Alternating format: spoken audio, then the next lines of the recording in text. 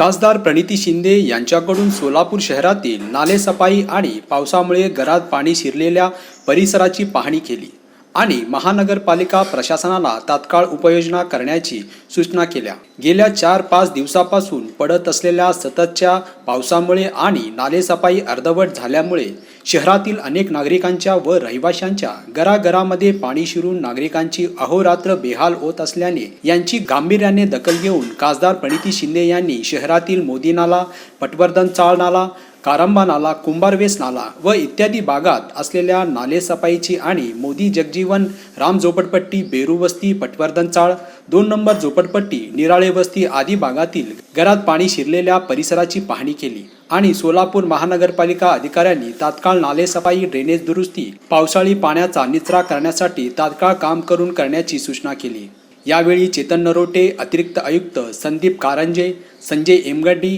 बाबा मिस्त्री, मनोज एलगुलवार, विनोद भोसले, देहुभाऊ गायकवाड, आशाताई मेत्रे, गणेश डोंगरे, अंबादास बाबा करगुळे, बाबूराव मेत्रे, तिरुपती परकीपंडला, युवराज जाधव, सुभाष वाघमारे, दिनेश डोंगरे, चंदू नायक, राजू निलगंटी, शिवा मेत्रे, वेदमूर्ती मेत्रे, राजू दिवटे, यासीन शेख, समीर शेख यांच्यासह सोलापूर महानगरपालिकेचे अधिकारी वर्ग उपस्थित होते।